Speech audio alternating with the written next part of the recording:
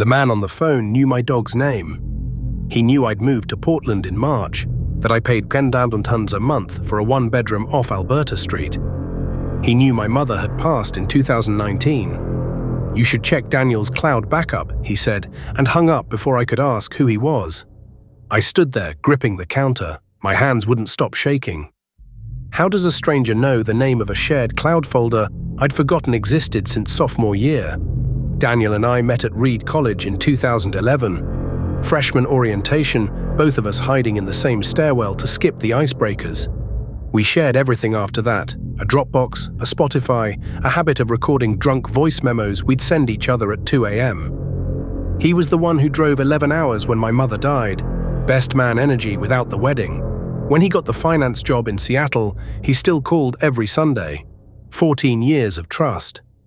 That's the thing that makes betrayal actually hurt.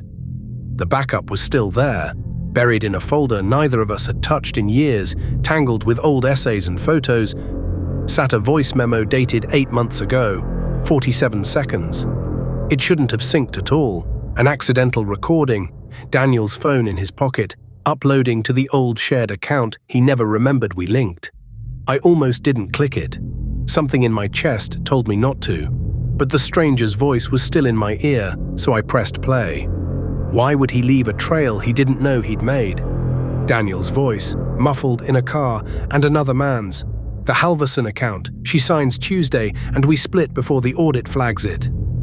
Then Daniel laughing, "She trusts me, that's the whole point." Karen Halverson, my landlord's sister. The woman Daniel had introduced me to as a favor, who'd invested her retirement, $340,000, into a fund Daniel managed. My stomach dropped through the floor. The friend who drove 11 hours for my mother's funeral was running a con, and I was the referral that made it look clean. I didn't sleep, I mapped it. Karen wasn't the only one. There were 3 others Daniel had met through me. I was his character reference, his alibi.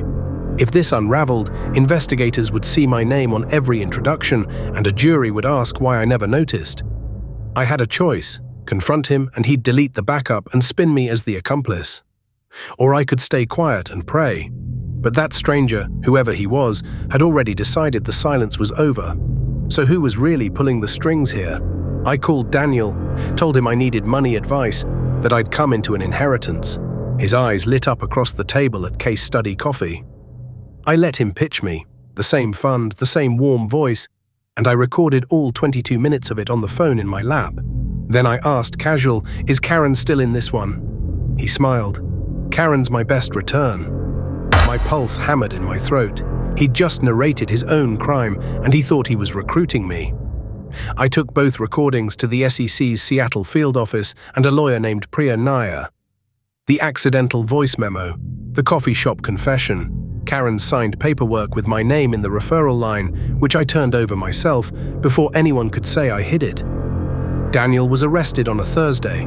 He called me from a blocked number that night, screaming, asking how I found out. Who told me? I said the only true thing I had left. "You did, you just forgot your pocket was listening." He got 51 months. Karen recovered $210,000 of her $340,000. Not all, but enough to stop the bleeding. My name appeared in the filings exactly once, as the witness who came forward. Not the accomplice, the witness. That word cost me the only friend I trusted with my mother's death, and I'd choose it again. Here's what I never told the SEC. The stranger who called me first.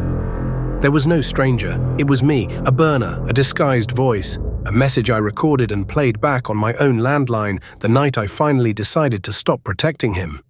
I needed to believe someone else forced my hand because I couldn't admit I'd been the one holding the knife the whole time. Some betrayals you don't survive. You just choose which side of them to stand on.